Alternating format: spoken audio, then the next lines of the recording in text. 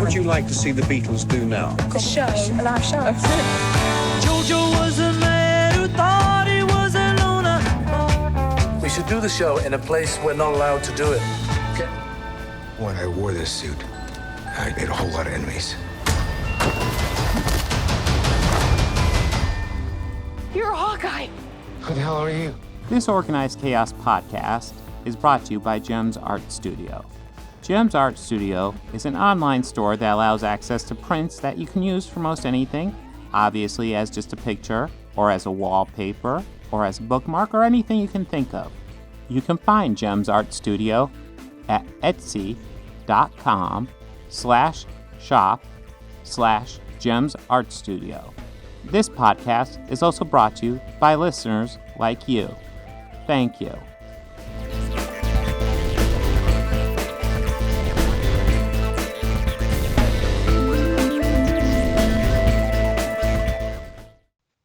Hello, welcome to another very unbelievably adequate episode of the Organized Chaos podcast. I am Bob, and joining me is Bobby Quarters. How you doing, Bobby? I'm doing pretty good, man. How goes it? Doing all right. Working. Got my coffee here. Help keep me awake. Oh, and my Game of Thrones mug. Nice. It is unfortunate they never finished that final season, and they never released a final season, because I always wondered where it would go to. So it's unfortunate they never did that, but well. Whoa, what season do you mean? Well, you know, they ended on season 7, I believe, and then that was it. There's a season 7? Yeah. You I mean, you call that a season? Yeah. I mean, just edit from an editing standpoint. Like that, I feel there's a lot lacking and a lot probably missed too early. Yeah. Well, could you imagine, like, if there was a Game of Thrones episode where they actually had, like, a Starbucks cup of coffee in it? Or lighting? Yeah, that'd be weird. Yeah, you know, it that is kind of a sad series because it started off just so visually beautiful. Yeah, like just you kind of forget you're watching like a series on a network program. Yeah, because it's not TV. Well, yeah, it's HBO, so it's not. They're willing to put more money into it, but yeah, that series it always shows. Yeah, it's been a while since I've seen it all, but I just remember it like there are weaker seasons and stronger seasons that kind of jumped in between for a little bit, and then it went to shit. But and what I think is crazy is, like, I look at the story of the last season, and I'm like, this could be all right, but not the way they did it. It could have really worked. Yeah, and I think it would have. I feel some major mistakes were made. Mm-hmm. Some and ones that were treated as footnotes. Yeah, should have been more impactful. Like, yes. If you're listening or watching this and you haven't watched Game of Thrones, we spoil everything here. Yes, we will spoil the shit out. So, yes, Jaime and Cersei's death, that seemed rather footnotish, and I kind of thought him fighting Euron was pointless. Yeah, I don't know. Euron just should have died by dragonfire, or just some nameless fighter, some nameless Dothraki just killed him. Yeah, and then that'd be like more some nameless appropriate Dothraki for him. Just a Dothraki rider comes by and just fucking cuts his head off and keeps riding. End of scene. Mm-hmm. Well, yeah. And mostly just because that guy was fucking great at making you hate him. Yeah. And it would have been so perfect, too. It reminds me of another spoiler here, but at the end of Angel, there's this character named Lindsay, and he's a villain throughout the whole series. In the final episode, he dies. But the thing is, though, he's never been, like, the major villain. So it's a supporting character that kills him. And he's freaking out because he's like, no, it's supposed to be Angel that goes after me. Angel! And it's just the side character. Because he's not important enough. He's not... Like, something like that would have been perfect for Euron. Yeah. No, absolutely. But, I mean, I've seen, like, shows do that and take that direction before. Yeah. And sometimes, like that payoff is really worth it. Mm-hmm. Like another HBO series, The Sopranos, for example. Like that show is a great example. Have you watched it before? No. Okay. Do you plan on it? Not in you the what immediate future. I we got do lots here. of stuff to watch. Okay, I understand. Yeah. All right. There's like obviously it's a organized mob in New Jersey. So and there's some people with New York. Obviously, there are some less than desirable characters on this show. And almost all the time they do get they get what they have coming to them. Like there's one guy, Richie, who is engaged to the boss Tony's sister at one point, and he flat out punches her, and you see her kind of shocked run away. You think, okay, she's probably going to go run and call her brother, and then her brother's going to come over and fucking kill his ass. No, his sister walks right back into the kitchen, fucking plugs two right in his chest. Shit. Yeah, and best part, her mother's upstairs asleep. Nah. Her brother comes over. She like tries to like subtly say on the phone, like, I can't say now. Can you come here? He's like, James, what the hell are you talking about? I can't say now. Can you come here? And he's just trying to think like, what the hell could she be? Oh, because the whole series is kind of about how Tony balances the life of being a husband and a father and a family man and a boss in the mafia. Yeah, I kind of figured That's there like was the something whole like show's that. Yeah. about that, and it's kind of a great example when those two lives are kind of literally intersecting, and Tony spends most of the time to try to keep those two lives separate, but more of the series he leans more towards the gangster side. Mm-hmm. And there's some great if you have the time to fit it in, great series. Just if you like mafia and like Goodfellas and Godfather and stuff. It does. It seems like something I'd probably like, but just the time. maybe in the future we'll do podcasts. I understand. We do. I would definitely. Oh yeah. I'd be down to rewatch it. Like I'd be interested. Maybe there'll be another pandemic and we'll get shut down. There won't be anything else for us to watch, and then Sopranos it is. Yeah. I mean, shit. I do have HBO Max. Gotta be on there. It's kind of... Well, there is a lot of great stuff that is on the streaming networks these days. Yeah. Did you hear that Disney released a documentary on the greatest band ever? Yeah, I did. Then I did. Like, I went to watch it, and it's about some fucking group called the Beatles. I don't know if you've heard of them. They seem kind of obscure to me. They what the fuck? The Beatles. Is that Dutch? Beatles? Yeah, I don't know. Dutch? I don't know. They did have accents. I do believe they might be Dutch. They did sound funny, but man, they play their instruments. Yeah, they seem decent. We totally didn't do an intro. Yeah, we're talking about Beatles Get Back in Hawkeye. So Hawkeye will come up later. But yeah, so we're diving right into Bob and I are just gonna kind of fanboy out about the Beatles for a while. Yeah, well, I know you. I know you're a huge Beatles fan. Yes, I am. I'm definitely a bigger Beatles fan than average. So, yeah. Do you have any favorite Beatles and favorite albums? Album, that's tough. That's tough, and for me, it is. It depends on my mood. But mostly, I would say flat out tie between the one that should have been double, and that's Revolver, Rubber Soul. Should have been a double album. Yeah, no, those ones are good. I'm definitely a fan of the White Album, even though there's one song that I don't like, but I don't know. No, I do enjoy the White Album too. There are a lot of songs on there that I would say all-time favorites, like Glass Onion. Well, as well. And Gently Weep's my favorite beat. I don't know. It's high up there. It is high up there, and it's hard for me to pick like an all-time favorite because I think there's a lot that you'd have to kind of ask what would go into making it my all-time favorite. Yeah. Would it be that how meaningful the song is? Do I enjoy what's happening musically? Like, is Are the guitars and bass working together? Is there an organ in it? Did Martin decide to add some strings and other cool nuances that just make this band just so unique? Oh yeah. Is it either Paul's lead, or is it John's singing, or do the two of them have parts? Or is it fun just to decipher who wrote what part? Or is it a surprise out of the corner from Harrison? Or is Ringo singing? Yeah, or is Ringo singing? I got a song about octopus, guys. You learned A minor. Right. I laughed so loud at that. Yeah. Like, I think the wife was napping on the couch and I was watching it, and I woke her up and I went, she's like, what's so funny? She's like, I'm like, Ringo learned A minor.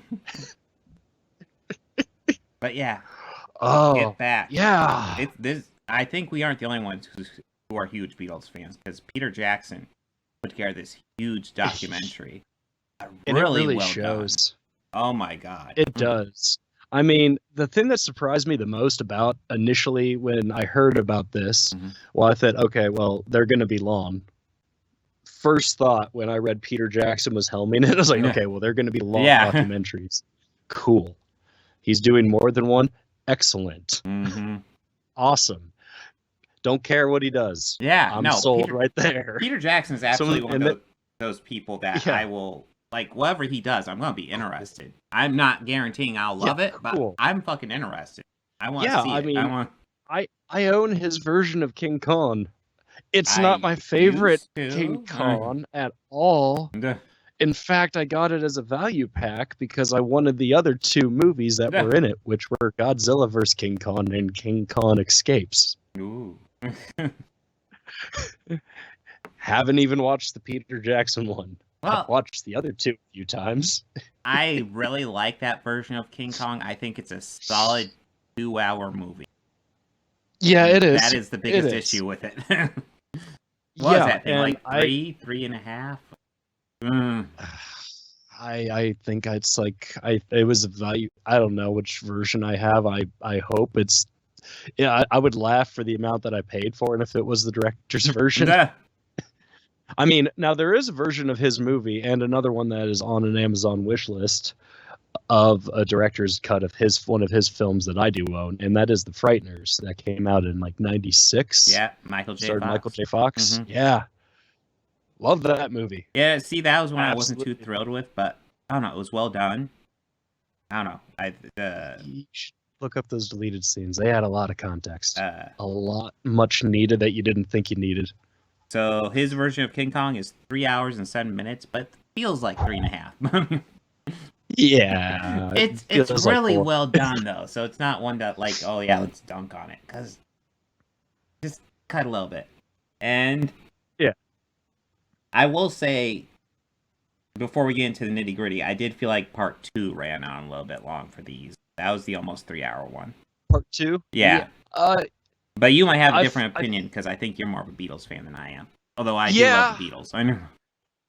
That one, I felt, I could see, and I kind of felt that way a little bit, but I felt that was more filled with, like, a lot of them, like, kind of like the actual creative process. Oh yeah, well that's one thing. And for me, that I loved watching every bit of that. Yeah, like that was one that I remember starting it and then realizing it was over. Well, that's one thing. Just being so drawn into that, and for me, it was like, I mean, I also play guitar and a little bit of bass, and you know, I've written some stuff and I've played in some bands, and just watching that was just very fun. And, you know, it was just captured and, you know, brought back some good memories of doing that stuff. But it's funny to see the dynamic in that band. Oh, yeah. And the certain roles that were played. Without doubt, the best part of this movie is how, like, obviously it's cut together by Peter Jackson, but you really, like, you feel like you get this chapter of the Beatles' life. You get to see their creative process. You get to see, like, the pluses and minuses of this band. Because there's a lot of great talent. A lot of it's feeling like it's wasted. But yeah, there's some great talent. Criminally underused. I thought it was interesting. One of the things I thought was interesting was George Harrison talked about how maybe to keep the Beatles going, instead of just constantly doing Beatles album, maybe they should occasionally just break off and do solo album. And I thought that was interesting because I always go back Genesis. Like he wasn't necessarily. That's part of what they did. He wasn't necessarily tired of being a Beatle. Yeah. He just thought, like, well, we get these slumps, but how about we all just kind of do our own thing, and then come back and make an album together. Yeah, take a year off. That way, just take a year off from it, because like it's not like we tour. Mm-hmm. Yeah, well, that was one thing I didn't realize they weren't touring for the last few years. They're being a band at all. Oh yeah, I knew. Oh yeah, I'm surprised you didn't know that. No, I did not. I just assumed, they're a band. They're touring, right? Well, yeah, no, they stopped doing those tours because like almost every venue they would play, they couldn't hear their own amps because the girls and everyone were just screaming so loud. Yeah. Like I have an old vinyl of Live at the Hollywood Bowl, and I'll admit it's kind of hard to hear the band. Really? I can hear them. I could tell the mic was in the crowd. Mm-hmm. But that's just it from sounds like that's a mic that's muted. And I could tell they did pull that volume down of them. It's mixed, and I've heard remixes of it. And yeah, it does sound good. Digitally, they were able to do it. Mm-hmm. But yeah, I could, even like from a performing aspect, that would kind of get really annoying. Like playing a giant venue and still being drowned out by the crowd. Like, it's like I would want loud amps. It's like, guys, I appreciate your love, but for the love of God, shut the fuck up so we can play music. I mean, fuck up. All right. Yes. We get it. We're fucking bigger than Jesus. Let's move on. Now, John. Mm-hmm. Hey, you know what? My issue with that line was when they confronted him about it, he should have just said, "Yeah, I said it." I challenged Jesus. Apology, yeah, I did. Congratulations. You noticed something I said. Oh, hey, I'm surprised you guys were listening. Yeah. Because all we've heard is the same few questions. Well, that's one thing I noticed here. Well, lots of things, but John is such a joker in this. He is every few seconds, whenever he can, he's gonna tell a joke. He's gonna sing stuff goofy. He's gonna do whatever he thinks will be funny. I never knew I needed to hear them sing, the two of us with Scottish accents. Yeah, that was so hilarious. Yeah, just out of nowhere. Because I was just thinking, like, okay, they're just singing it goofy, and then you're like, wait a minute, is that a Scottish accent? You get so much of the Beatles, and I want to say, like, how they cleaned it. Oh my god, it looks so fucking good. Oh my god, that film looks beautiful. I don't know. I'm trying to figure out. Like, I have a big old TV that, like, I want to say it's 75 inches. It's huge, and I'm sitting pretty close to it, and it looks fucking beautiful. And I'm like, what did they record this on? What did they clean it up with? This is wonderful. Yeah, they were the restoration that they did to that was amazing. Oh my god, like, whew. Yeah. Like, wow. One of my favorite parts of that was when George first left. Mm-hmm. Yeah. He was like, all right, and with that, I think I'm gonna quit the band. Yeah. And just like, yep, I'm done. The episode 1 cliffhanger. Well, throughout that episode, you see, like, he wants to be a bit more involved, and it's something I didn't realize, because I've always been a fan of especially later Beatles. I like the earlier stuff too, but I really like the later stuff. I felt like it was more like mature writing. Yes, in a sense. And I didn't realize how much of that was Paul. Because as far as solo careers, I wasn't like, I like George and John's solo career much more than Paul. So I was actually shocked. I like Paul's a little. I like George. Mm-hmm. I like them all, but I do enjoy Paul's. I'm not saying Paul's solo career is bad, but between the four, I like John and George. I mean, I do enjoy Paul's stuff. Yeah. Like Paul McCartney's stuff. I think that he had like a lot of great like hits in there, like especially with like McCartney and Ram. Mm-hmm. Ram, I think, is a great album. Mm-hmm. Kind of like a little. Yeah, it is very widely known as one of his better ones. I mean, I also enjoy a lot of the stuff that he did with Wings. Yeah, I was Now, about to say in Wings the is later, the big one. yeah, Wings is the big one. Yeah, absolutely. They had some great stuff. Band on the Run is a great album. Yeah. I Oh got God, nothing yeah. against it. And they probably wrote one of the better Bond themes. Oh yeah, Live or Let Die. I had the pleasure of seeing Paul in 2002 with my parents, and Ooh. yeah, he played. Yeah, it was great. He did play that, and right as that like, "Da-na-na, so live and let die," fireworks inside the shot scared the shit out of everybody. Nice. Got me too. I knew it was coming. I had a feeling it was coming, Mhm. but it scared everybody. Man, side note to that, I couldn't believe this. There were people who were leaving before he even played yesterday. Why would they leave a Paul McCartney show? I shit you not, man. He hit those first 3 notes of that song. There were people who stopped dead in their tracks and turned around. Yeah. Dead in their tracks. Like I wanted to bring this up because that shows the impact that this band has on people. Yeah. Yeah. But yeah, I don't want to downplay him because he is definitely a musical genius. I mean, this band, you have musical geniuses in Ringo. I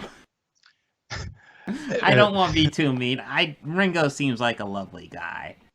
He did, and he really did see. And honestly, he also seems like the funniest one. Yeah. Like John may be the Joker. Ringo was the funniest one. Well, what I really liked about this was, you don't see the Beatles break up. George leaves for like a couple days, and they convince him to come back. But you definitely see why they broke up. Because George wants to be involved with the writing. Paul is just dominating. And what makes it frustrating is that Paul is not like a jerk or anything. He's just like, hey, do it this way. Hey, do it that way. Hey, do it this way. Yeah. The whole time.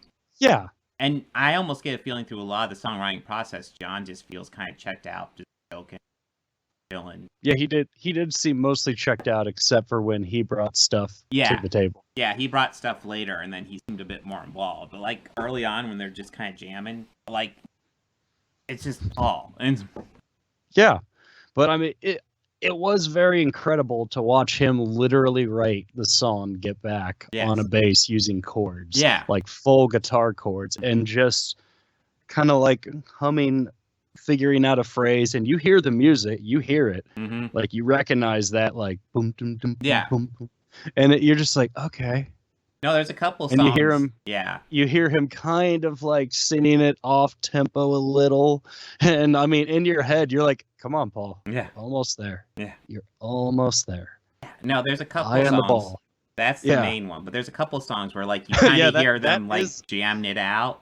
You're like, oh my god, I know that song. You're like, oh my. That is the main one, though. Yeah. They do play "Get Back" quite a bit. Yeah. Throughout this whole documentary. Well, to spoil it, like they're playing this big show. They're gonna do a live show. Well, it was a television program first. Yeah, and like they keep on pushing back the dates. And to spoil this all, but like I guess like the thumbnail for episode 3 spoils it too. This is all leading up to the famous rooftop concert. Yeah. So the television program. Well, like I think something happens where they push back. They wasted a few days because they were trying to get George to come back in studio. Yeah. Or into the it was a soundstage studio, but then they decided to move everything to Apple, and that took Abbey Road, and that took what, a couple of days to get all the gear back to Apple.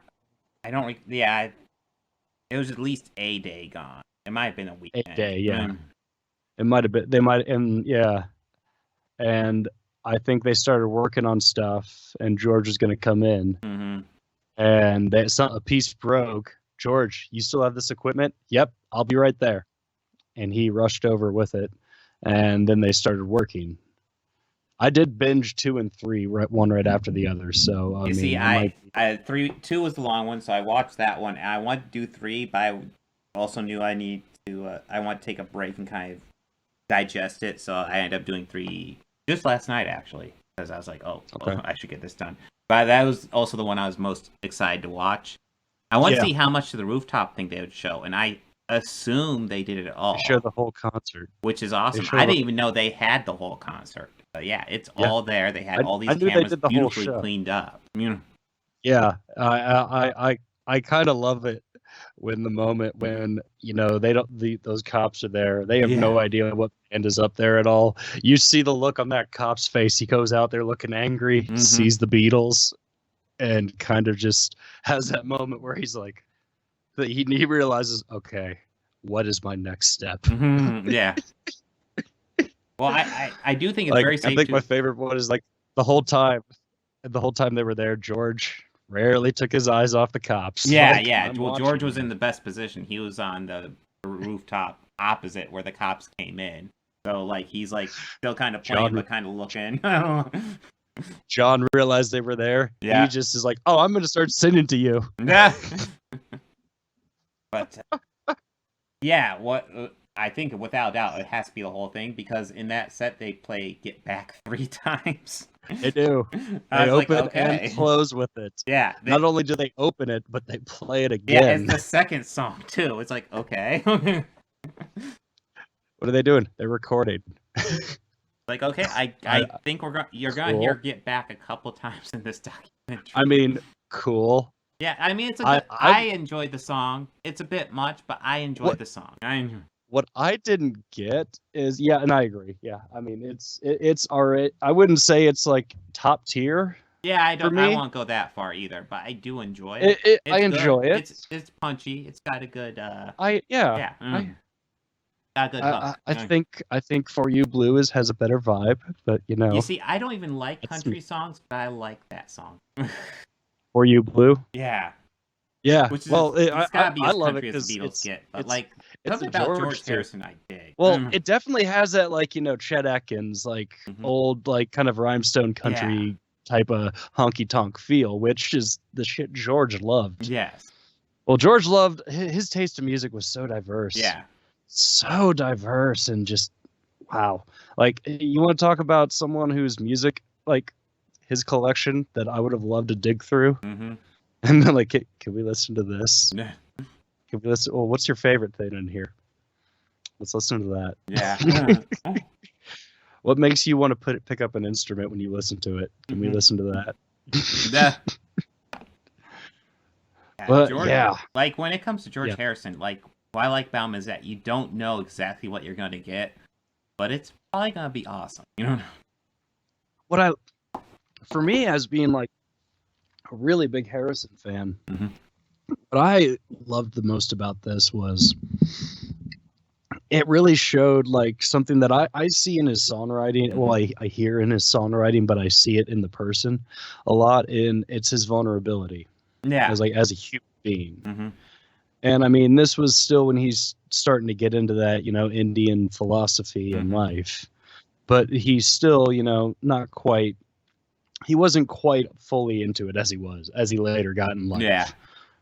But but you still hear it, and I kind of feel like the Beatles was something that he felt was weighing him down as a person. And I picked up on that a lot with just, I guess, just how his body language was, because like he felt more comfortable whenever he was next to like, damn it. About your brain farting on the name. No. When I noticed that he felt more like comfortable and in his shell whenever he was like whenever he was just playing with John or him and Ringo. Yeah. And I noticed that Paul, again, was kind of like that. And he kind of, felt like maybe it was like a school, like an older sibling thing. Yeah. Like I said, it's not like Paul's a jerk in this. Paul's actually seems very nice, but he is controlling the band very much, and you really like when George leaves, you kind of got the sense that was it.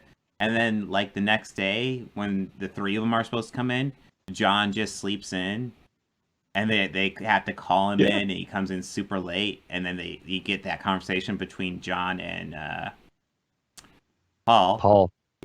And John's essentially voicing what George is saying, just like, listen, dude, you just come, we love you, but you just come in, you just take over. We don't really get a say, and yeah, we don't really. John just put it to him straight. Yeah.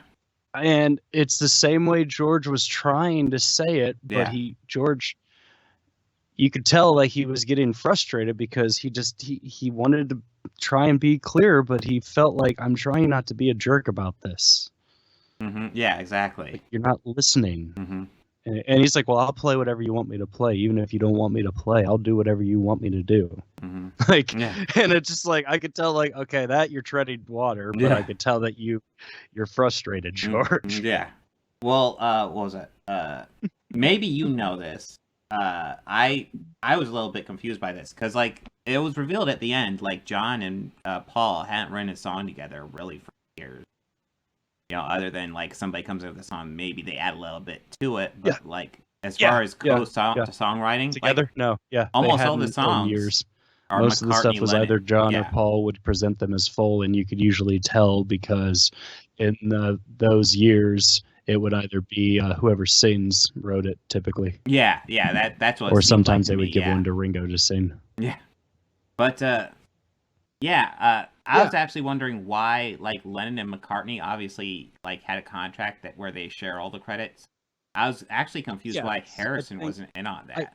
I believe it was more because at the time they were the two primary ones who were the songwriters. And George just hadn't brought anything or done anything like that, so maybe that's it. Yeah. Because George definitely was way more into songwriting at the point where this film was. Oh yeah, like I mean, he presented like a few songs that would later like what would later be one of his third album, I believe. All Things Must Pass. Yeah. Well, full song. Yeah, that was. It's very early. Fun fact: Phil Collins actually performed drums on that album, and his entire work was cut. I did know that. Yeah, Phil Collins talks about that in his book. Yes, his third. It was his third studio album that he had released in 1970. So he had released a few prior. Yeah.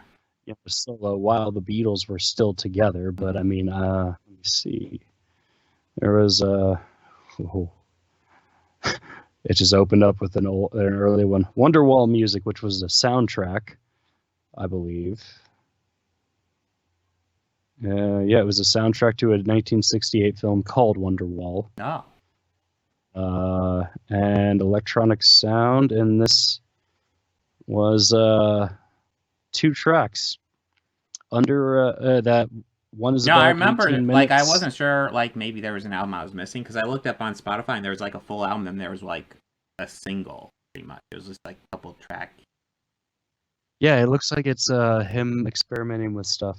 So, like All Things Must Pass might be like his first, because I always thought of that as his first solo album. So that might be like his first like serious solo album. This is commercial. It was one of his commercially successful ones because, I mean, it was him completely committed to that and not like a full album of George material. Yeah, exactly.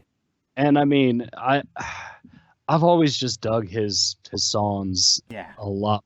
Even the earlier ones, like one of my favorites. It's an early one. If I Need Someone. That's a great one. Mm-hmm. That's off of. I believe that's off of Revolver. Of course, we always have to admit his greatest song ever is "Got My Mind Set on You." That's the best video of all time. I enjoy that song, but not only that, George had a great career solo, even after, and even found success with another group after the Beatles. That does sound familiar. The same type of thing. Yeah, the Traveling Wilburys. That's right. Okay. With like Jeff Lynne from ELO. Yeah, a couple of nobodies were motherfucking Roy Orbison. Yeah. Bob Dylan, Tom Petty. Fucking names, yeah. I'm forgetting somebody. Am I? No. Tom Petty, so. Bob Dylan, Jeff Lynne, Roy Orbison, and George Harrison. Right. Yeah, no, that's all of them. Yeah. Yeah. That's still like, whew, that is a lineup. And you know Yeah. what? I never knew that Dylan and Petty could sing harmony Yeah. quite well together. Yeah, Like, I can't believe I never put that together. Yeah, no, like if you think about it, that actually seems like something that would work. And Yeah. there's evidence of it even on Handle with Care, because they do sing like part of the chorus together. But, Like yeah. everybody's got somebody. But I also like watching this. I remember thinking back a few months ago when Paul brought up the reason the Beatles ended was John came in and said he was done. And that's the thing. Like, now that he says that and watching this, it's like, yeah, that's probably exactly what happened. And John and George were just done at that moment. And yeah, I mean, Ringo still, ever the professional, was always the first one there. Yeah. Oh, yeah. Notice that. Ringo was always the first one there. And hell, Epstein was right. He was the best Beatle. He was. Sure. I had to look up why he was putting towels on his drums. Because I was watching it like, I am so confused. Why is he... What'd you find out? Oh. I know why, but go. Oh, okay. Yeah, actually, now that I brought it up, I should probably say it, because I did look. Ringo would also play with a thin tea towel draped over the toms and a pack of cigarettes or a roll of masking tape resting on the snare. As a final touch, Ringo removed the resonant heads from his toms, creating a louder, flatter effect. You see this all in action during the Beatles' famous rooftop concert. And you see it throughout the footage on here, that his drums are always set up like that. Like, as someone who's seen lots of, like, Phil Collins and Neil Peart and, Carey, the guy from Tool. Lots of drum cams from them. Daniel Carey? Yeah, yes. Danny Carey. Yes. Like, great drummers. And I've never seen them put a towel on their drum kit. And I was like, what is Ringo doing? I've seen a picture of Danny in studio. Really? And he had, like, what looked like one, but maybe he was experimenting with it. Maybe. Possibly. I mean, maybe it was something that required heavier, like, attack on it. Yeah. I'm not a drummer, and if you're a drummer and I use the wrong terminology, yeah. I'm sorry. I'm not a musician at all. I'm someone who spent a couple days learning the first few chords on guitar to Stairway to Heaven, and finding I didn't have a passion for it, and going, oh, I probably should. You went to Stairway. You didn't even start with Smoke on the Water. No, I started with Stairway. I went right for it, and I got like the beginning of it down. I was like, I'm not really digging this. You went for Maybe a song that would this. normally get you kicked out of a guitar store. Yeah, right. Yeah, exactly. I went right for it. I have seen somebody play that, and they do not kick you out. That's a lie. I've never seen it happen. Maybe in some stores, but I've never seen. Well, if they don't get kicked out and the person's not doing the job, I will kick them. I mean, I don't know what the employee's doing, but I'm kicking you out. Well, like I said, I've never seen it happen, but that's not to say an employee won't walk by and turn the power strip off to that amp. Ooh. Sorry, no Stairway to Heaven. And that's an actual quote from a former employee of a store there. Because I asked him about it once. He's like, no, we don't kick him out, but that power strip might find its way off. What do people play guitar with that song? Is that a common song to honestly, there was a time when I would go in there and I would hear a lot of good Charlotte riffs played a lot. Yeah. Like a lot of pop punk stuff. Yeah. Meanwhile, I just kind of walked to the back towards the acoustic stuff and just kind of go in that one little quiet room. Yeah. Pick one up. Yeah. Well, I just like to come in here and play this guitar in this tiny little closet. That's all. It has great sound. So, yeah, we're talking about this obviously, and then next podcast that I'll be doing with George, we'll talk about that towards the end. Yeah, it's gonna be another music one. And keep in mind, I'm not a musician, and I'm talking to people who are musicians, like George and Bobby here, who have music experience, and I'm the movie guy. I'm the Well, comic yeah. book guy. Well, the creative process for this, like I said, I loved that so much. Oh yeah. Well, and what's funny about this well, not really funny. What I found interesting the most about it was the belief that most fans have, or even just the casual fan of the Beatles thinks that they were kind of at each other's throats near the end. Mm-hmm. Near these last two albums, Yeah. which eventually we all hear stuff that later would be Let It Be and Abbey Road. Yes. But they really weren't. No. I just think it was more they were burnt out on being Beatles. Like I said, or like we said, Yeah. Paul was really taking over. That being said, it's not like Paul was a jerk. John would still be there. He would do his jokes. But yeah, you could see like just watching this, it's like the only way Beatles will survive is if they take a break, or if they just continue with Paul and Ringo, because those are the only two I could really see really excited to just keep the Beatles pace going as it is at that point. Yeah, I think Ringo wouldn't have cared. He just would have gone. Yeah, along Ringo. with it. All right. You could tell Ringo was game for whatever. Yeah. and John and George are just like just anything but.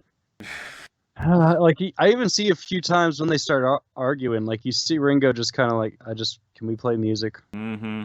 Just go back to playing music.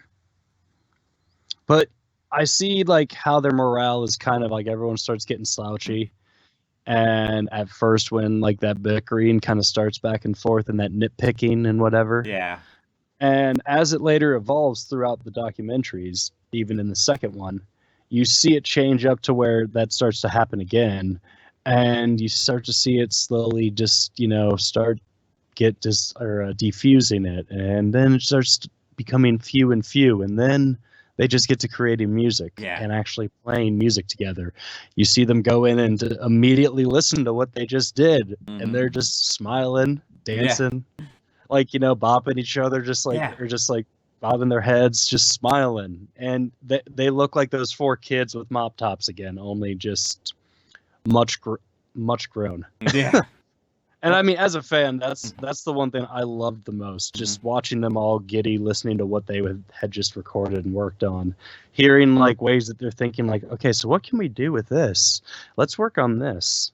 Well, yeah. Even them, I think they were re-recording, or they were recording across the universe. Mm-hmm. Like that was cool. Mm-hmm. And well, I would even say a lot of the creative process they're doing, like it applies across like lots of things. Like you have like a lot of times, like what you saw mainly here was like the two different sides. Paul is, I want to structure everything down and get kind of down. Even though he would jam a bit, like he would lots of times want to kind of structure it out and figure out what he's going to do before he plays it, mostly. Whereas on the other side, you have George, let's just belt some shit out, see what happens. Yeah. and he even talks about how, like, I just like playing with Eric. He's so much better at that than I am, and I want to. I'm not that as good as he is. And it's funny to hear that, because I've read Eric's book, and in that he talks about how George was one of his favorite players. Like there was things George could do that he like never could, and wishes he could. And it's just it's nice to hear that praise from both of them. Though Eric was a different person when he wrote that than he is Eric, today. But that's not something I'll probably talk on to in the next podcast. But like even in Phil Collins' book, he doesn't go into it, but he talks about how Eric Clapton and Robert Plant were two of his best friends that he met like early 80s, maybe even late 70s, two of his best friends. And to this day, he is still friends with Robert Plant. Doesn't address the other. It's like, okay. That's funny. I don't recall him ever mentioning Phil at all in Eric's book. Really? He didn't. Yeah. Wow. I mean, I wonder if something went down between them. Because Eric. I don't recall them ever mentioning. I mean, maybe it's been years. Like, so, it's worth. I can't believe he won't mention them though, because we were working together when I was reading it. So okay, I mean it was a while ago, but Phil produced one of his albums. He recorded drums with him on another album. Well, every album Phil produced, he plays drums on. Yeah, and then, so at least 2 albums of his, he's the drummer. And he helped him write Behind the Sun, which was done at his place. Not a great song, but he was very much involved. Maybe.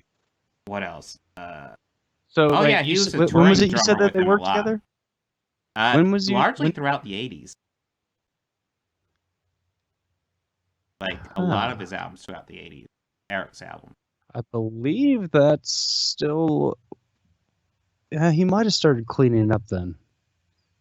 Yeah, maybe. Eric. But yeah. I think he might have. Because, I mean, the one part of it I remember being very clear in that book was his wake-up call. Was George and Patty, George's ex-wife and Eric's ex-wife, both came to his house and was like, yeah, we're taking you to a rehab center. You're getting clean. You don't have a choice. Well, he did talk about Eric very much. Yeah. Yeah, well, Eric in his own book, he even said his evening consisted of a bottle of vodka, an 8-ball of Coke, and deciding whether or not to blow his brains out with a shotgun. Mm-hmm. Yeah. So that's just a Jesus. You need to stop that shit. Yeah. Also, I'm going to stand on a tiny soapbox here. Cocaine is bad for you. Yes. Well, Phil talks about how throughout the 80s, lots of people wondered, wow, how are you producing all these albums? How are you doing stuff with Genesis? How are you doing your solo career? His response was, well, I was a lot younger back then, and Coke helps. I will admit, I've been slowly getting into Genesis over the few years, so I'm kind of super jealous you go into, because I kind of remember you talking about it, and I space on getting tickets, so I'm mad at myself. But they were expensive, but it should. I bet they are. Yeah. I bet. Are you in nosebleeds, and are they still expensive? Row 10. Oh. Yeah, the nosebleeds were kind of expensive, and they sold fast, and I said, fuck it, we're going to spend a little bit extra, I think like $60 extra, and get good fucking seats. Yeah, I did that for the last time Dead and Company came a few years ago. I was really close. I was the closest I have been to him. Nice. Like I've been to like a big show like that. I think the only time I was ever closer was a few years ago when I went to see Fish in Dayton, and I picked a seat to where I could literally see the back of the keyboardist. Like his back rig was kind of catty cornered to where my seat was, so like I could see the whole band. But nice. I mean, if you're into Fish and you happen to go see them, try and get one on the stage your left, where their keyboardist Paige sits, because Paige is cool. So yeah, he's a great pianist. Linking back, Fish actually did do the cover performance for Genesis at the Hall of Fame. For their induction. Yes. Yeah, they also they did. They're I watched Trey talk about that, and he also he was also campaigning to get them to do one for Rush too. No. But he opted out when he found out Les wanted to from Primus. Oh shit. So he was like, if there's anyone who's a bigger Rush fan than me, it's Les. So, but yes, I have watched their Genesis cover. Yeah. Well, no, they have quite a few songs.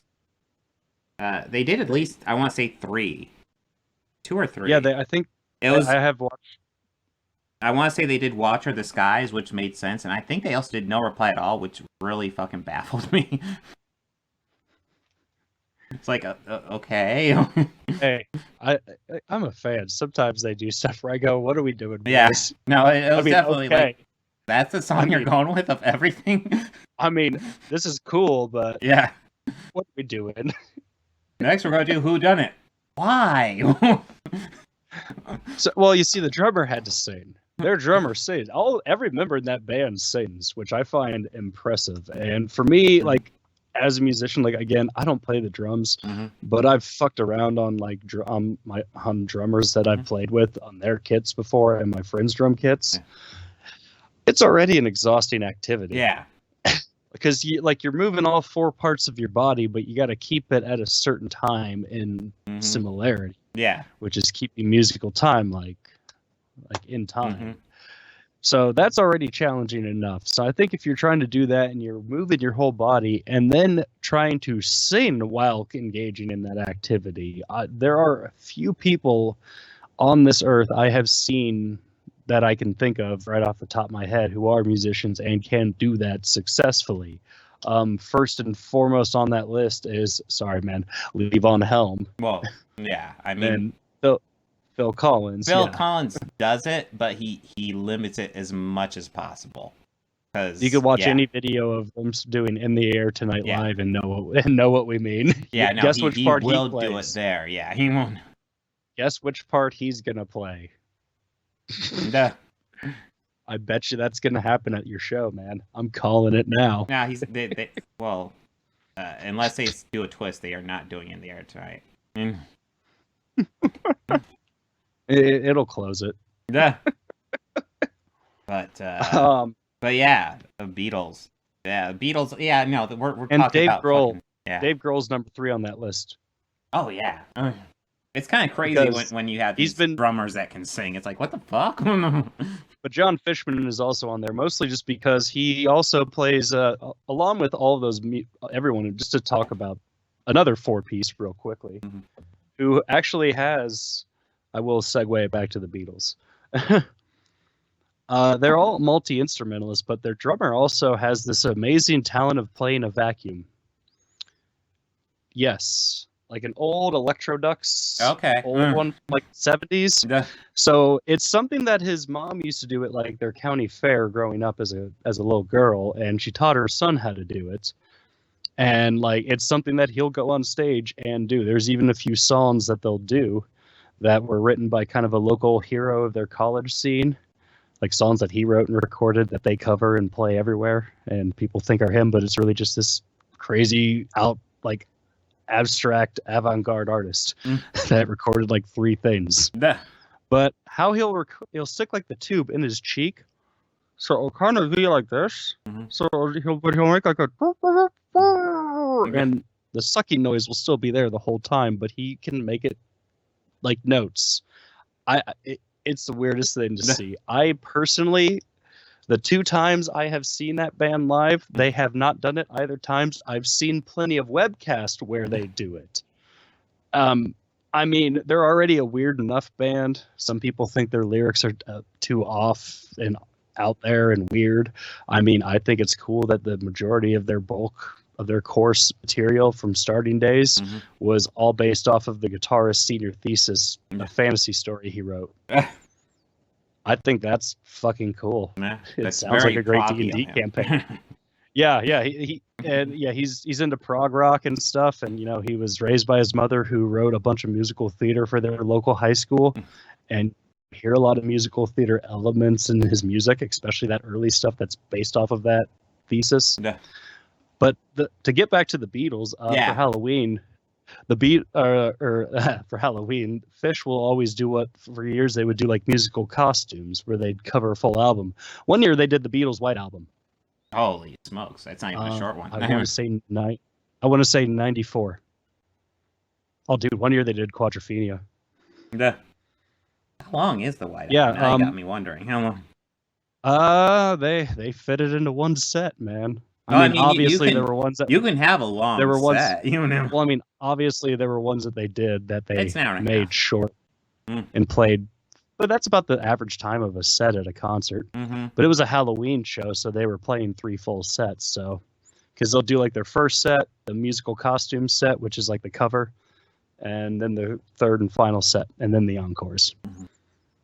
Usually in Vegas. Yeah.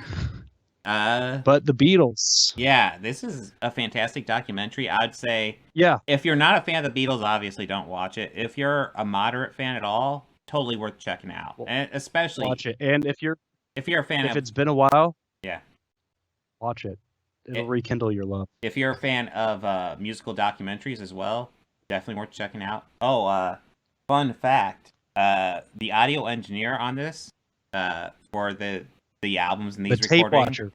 yeah, Alan Parsons. And fun fact, that actually was an old occupation when people dealt with reel-to-reel tape. Yeah.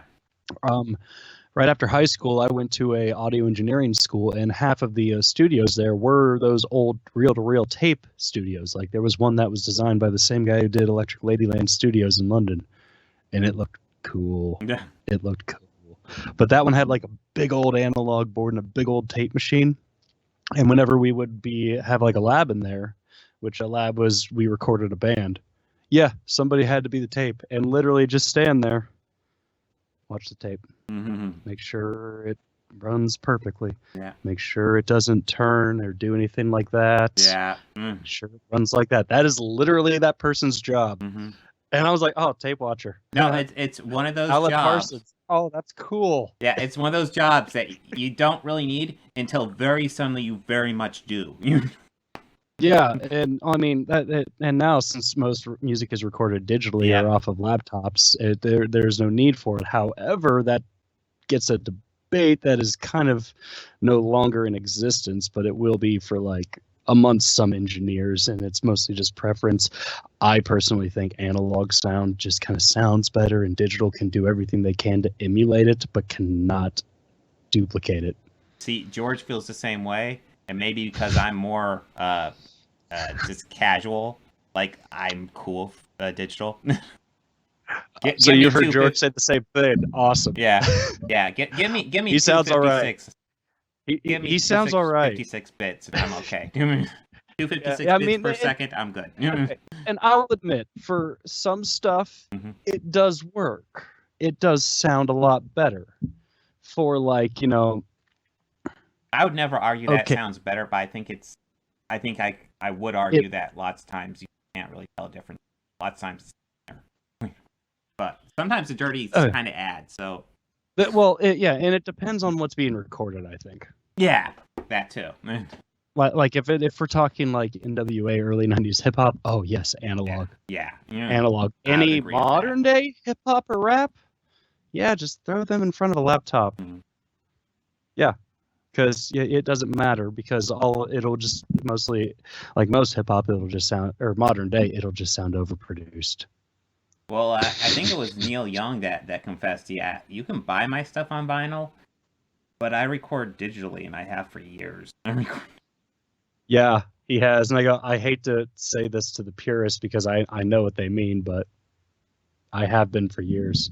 Yeah, the last there was a few years ago, they were doing a tour of one of his homes, or he had some crew out there, and he was showing off his studio. It was like somebody who makes a brand of like microphones, and he had one, and he was just showing off his studio for that company. They were doing a little promo thing, which was cool to look at that studio. But yeah, when I saw that giant digital console and computers, I was like, oh, Neil, you fucking have a reel-to-reel right there, man. Yeah. Or a computer. I get it. And he Can says, I like, play I could World of Warcraft on a reel-to-reel? Come on. And he's like, he also said, and also in a sense, you know, it kind of makes me be cheap too. I don't have to pay somebody. Oh, and one last thing I want to add before we move on. All right. This documentary does conclusively prove, yes, Yoko's weird singing crap was bad, but she did not end up. No. In fact, they actually encouraged her to join on a few sessions. Yeah. And she actually legit sang, like, not that what have you. Yeah. Yeah, that happened. Yeah. No, like there was no like animosity towards her at all. It was just No, he was not there. at all. Yeah. Lots of them had like Linda. Like there was even Linda was funny there all the time yeah, too. Linda was there. Yeah. I never saw George there, or George's wife there. Well, I think she was there one night. I think she was there on the. Was he married then? Because I saw he got married in '78. Was he? Did he have a first wife? Girlfriend. Or maybe girlfriend? it was his girlfriend. Well, yeah, yeah, Patty. I didn't know. Patty, I was thinking maybe he might be single because I think he was dating. I think he might have been dating Patty at that time. Maybe. Patty. And Yeah, Ringo's Patty. wife didn't stop by a whole lot, but we do see her as well. She seemed like a hoot. Duh. But yes, don't blame Yoko. Hashtag don't blame Yoko. Yeah. And also hashtag her throat singing does suck. Yeah. I think that shock from Little McCartney, his daughter's reaction to it. Yeah. Just smiling, trying to be nice. But let's oh yes, Hawkeye. Yes. There's this Hawkeye series, but let's go ahead and talk about No Way Home for an hour and a half. Yes. No, Hawkeye, I swear to God, this is a fucking stealth series. This came out, and I didn't even know it was coming. I thought it was coming out, like, next year. I thought they were, like, still shooting it, and all of a sudden it's out. And I'm like, what? I thought it was, like, later. Yeah. I thought it was, like, starting, like, next week. Yeah. No, yeah. We probably won't talk about the first 2 episodes last week, but we went for Cowboy Bebop instead, and now we got 3 episodes of Hawkeye to talk about, so... Yep. And it's kind of good, because I actually really liked the last one. I really enjoyed it. Yeah, like I thoroughly enjoyed everything I watched from it. I will admit, from all the trailer footage I watched, when I saw the Rogers the Musical, I just laughed. Yeah. What type of crap would that be? Mm-hmm. And we get to see what type of crap right off the bat. And I just, yeah, that happened. A musical version of the first Avengers movie. And I do have to say, in that movie, Ant-Man is really the standout character. He's so good in that movie. I mean, he wasn't even there. He wasn't even He there. was just really tiny. You didn't see him. Fun fact, though. The guy who I'm presuming was playing Howard Stark, the guy who we first see spotlighted singing, that's an actor by the name of Adam Pascal. And he was in a small independent movie called SLC Punk. Have you seen SLC Punk? No, I haven't. But he was Eddie. Okay. He was this guy called Eddie in this show, in that movie. Mm-hmm. But it was somebody who I saw, and I instantly went, "Hey, Adam Pascal, Mm-hmm. awesome!"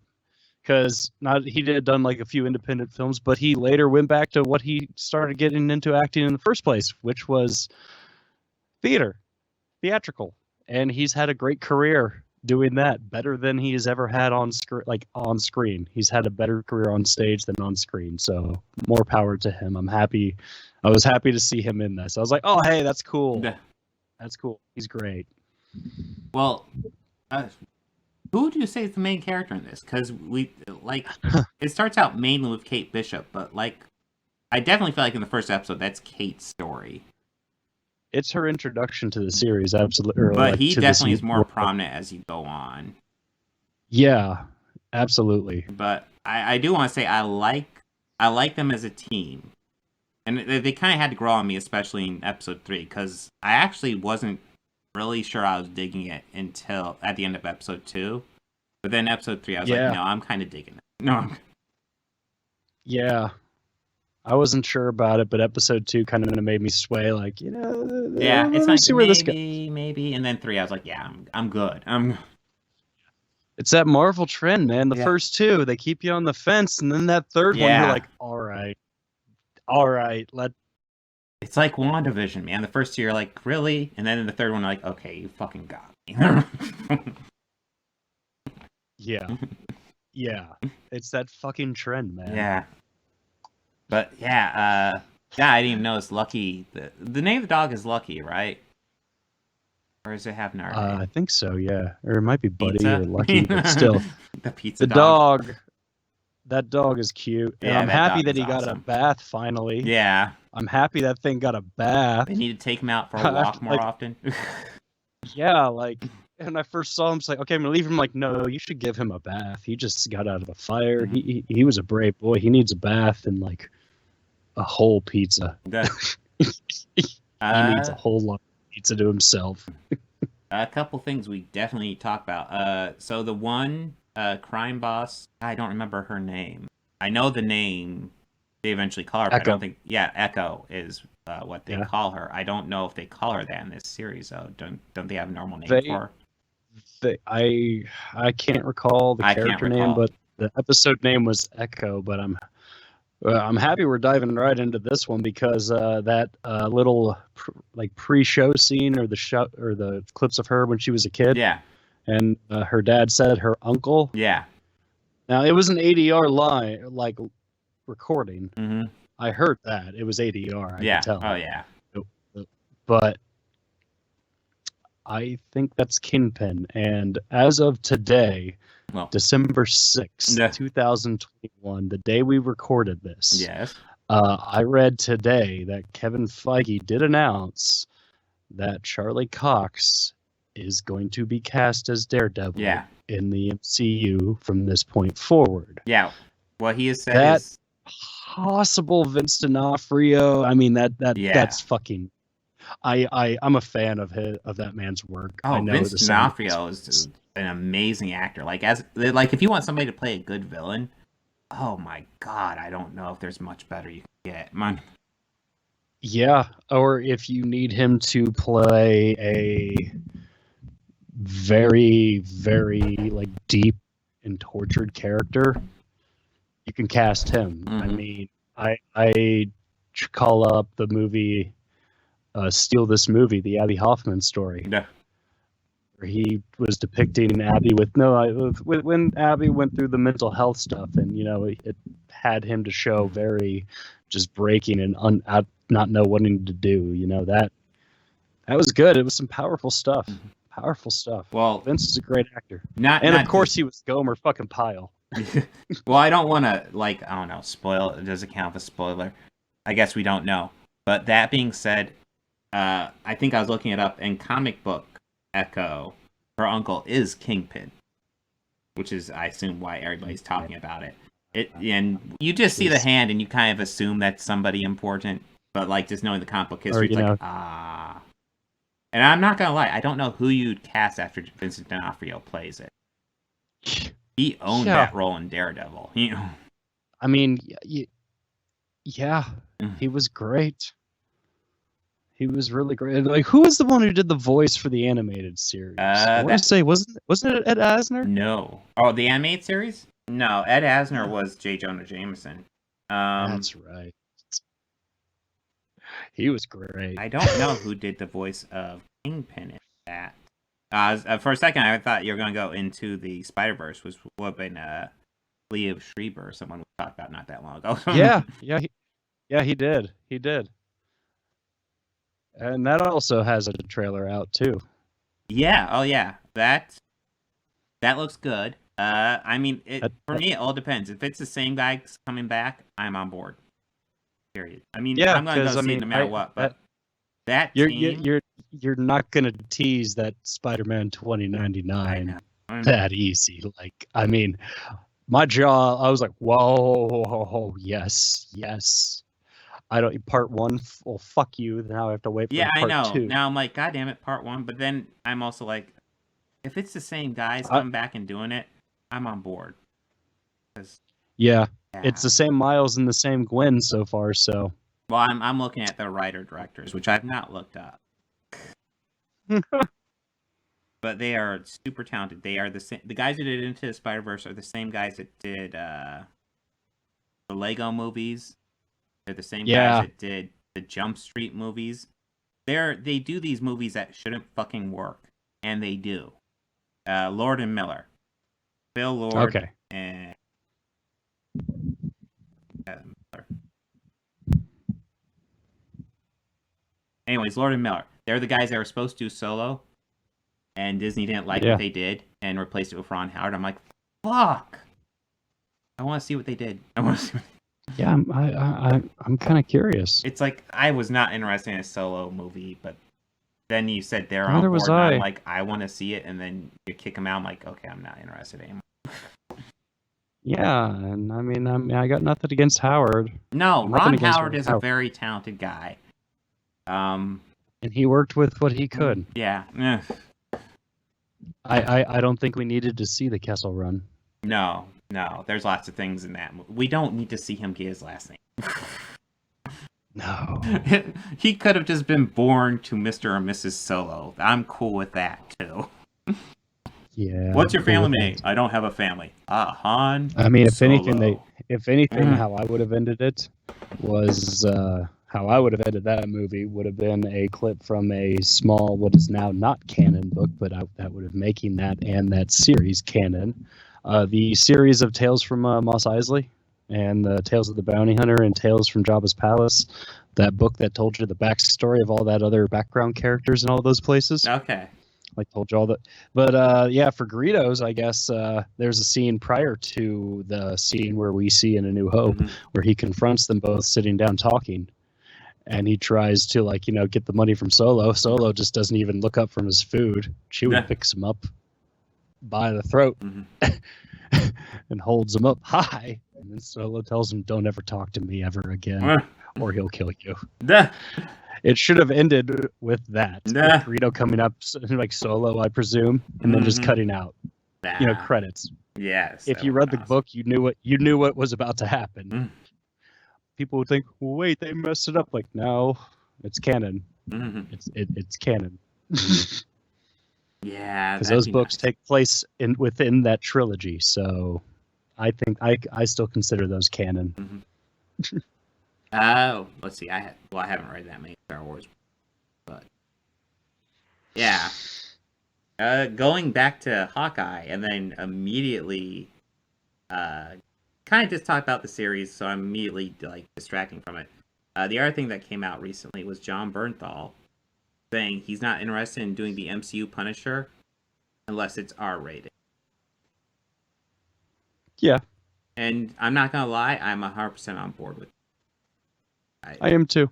They've already they let Ryan Reynolds do it, and I think they're gonna let him too. Well, I think they're kind of breaking ground with. We just talked about Get Back. Get Back, if it was released in theaters, would be R-rated for some of the dumbest reasons ever. There's nothing really bad in it. They curse a lot. Yeah, they smoke a lot, which I don't think gets an R rating. But they say fuck more than once. That's an automatic R rating, which is dumb. Well, what is it? If you say it more than 3 times, it's an R rating. If you say it twice, it's an R rating. You can have one. If you say it twice, yeah, you can have one fuck. Yeah, you can give one fuck in your movie. You can. Well, I think every fucking podcast we would do would be rated R. Oh yeah, no, our podcast is rated fucking R, like all the time. Fuck. It's hard fuckity fuck. Well, shit. Now, like the PG-13, fuck can sometimes have some fun. Where are they gonna place it? I think Anchorman has the best PG-13 fuck ever. Go fuck yourself, San Diego. Did you honestly say that? Say what? I just read the prompter. Yes. I guess we should probably talk about Hawkeye. Yeah. I do think it's interesting. This is probably the first superhero Christmas show. Yeah. Lots of Christmas stuff going on throughout here. I mean, look at this fucking poster. That dog. Yeah, and I've seen actual pictures of that dog, so I'm assuming the eye is CGI, because I can't imagine putting makeup all over it. But yeah, the dog has a normal eye. Maybe just the luck of them finding a dog like that. I mean, the unfortunate luck, but... No, like I said, I've seen that dog. The dog, his eyes are completely normal. Okay, that's good. So I'm assuming it's CGI, because I can't imagine covering a dog with makeup. Well, I'm sure that they put an actual patch on the dog's eye, and it's probably a trained dog, so... Possibly. It might be trained. It won't, freak out like a normal dog. Yeah. What are you doing? What are you doing? What are you doing? What the hell is this? But yes, I'm digging this show. I want to see where it goes. Yeah. Yeah, I want to see Vincent D'Onofrio. Here's the thing with Kingpin. I don't see who you could cast as Kingpin if it's not Vincent D'Onofrio. Who? And that's the thing. With the exception of Iron Fist, those Netflix shows were largely pretty good, especially with their casting. Yeah. So I kind of want to see everybody get back. I'll admit, I never really watched Jessica Jones. Oh, dude, season 1, Jessica Jones, fucking good. Now, that might be one of the best seasons on there. Oh God, what was? Yeah, and I did watch like all of the Daredevil. And You I see, also you're watched ahead all of me. the, I haven't seen season 3. I watched all the Nick Cage stuff. I watched most of Nick Cage. That's the thing. Like, when the series started getting canceled, I was like, oh, I was catching up. I was like, oh. And I just lost motivation to finish them. But I mean, they're still on. They're still on Netflix right now, which I find. Oh, yeah. I imagine they're going to stay on there. I think they've all migrated. I think some of them have migrated over to Disney Plus. I don't know about that yet, because Disney Plus is still kind of squeamish about the R-rated stuff. Yeah. Which I think they'll eventually figure out, like, an alternate or just get less weary on it. Because I know for the Beatles thing, they even had... Peter Jackson had to fight for them to keep the fucks in there. Yeah. Because they didn't want them in there. Yeah, and it's just more like, you wanted this. Mm-hmm. It's what happened. Yeah. You want the hardest R-rated thing on Disney Plus right now. Double check me if I'm wrong. It might be the Beatles documentary. Not that hard of an R, by the way. No, not a hard R at all. You can handle F-bombs. It's not R at all. It becomes like PG with excessive smoking. Yeah, which is still weird to see like a warning about the smoking. Yeah. Like, yeah. That's. Well, it's definitely the time, too. People lighting up inside. It's one of those things, like, you don't even think about. But it's been years since people, like, smoking indoors has been outlawed. And at the time, I thought it was crazy, but... Yeah. It's nice not to have cigarette smoke all the fucking everywhere. Oh. Well, it is weird. And I've been to a few places. Mm-hmm. Very rarely. There was one, like, a few years ago. Me and some friends, we just kind of took a day trip across the state line to Kentucky and stopped to eat at a restaurant while we were in Kentucky. And we were asked, smoking or non-smoking? We looked at them like, what? Smoking or non-smoking?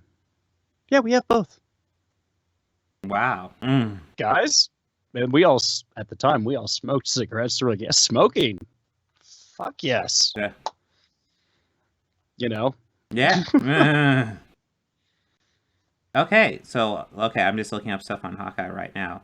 So, it's only supposed to be 6 episodes. Okay. So it means we're halfway through already. Okay. Yeah. Let's see. I thought it'd be fun to look up some trivia here. Echo is the second deaf superhuman to appear in Marvel Cinematic Universe. We have Makari from the Eternals. Okay. Mm-hmm.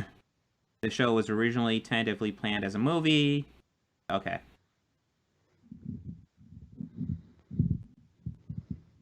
I could tell it was planned for a movie. Yeah. Because of the cinematography in this movie, or this series. Yeah, no, it does look very good. Let's see. Yeah, Haley Steinfeld, who played Kate Bishop, also played Gwen Stacy in Spider-Verse, so, hey. Yeah. Oh, her voice sounded familiar. It brings up Adam Pascal. Yep.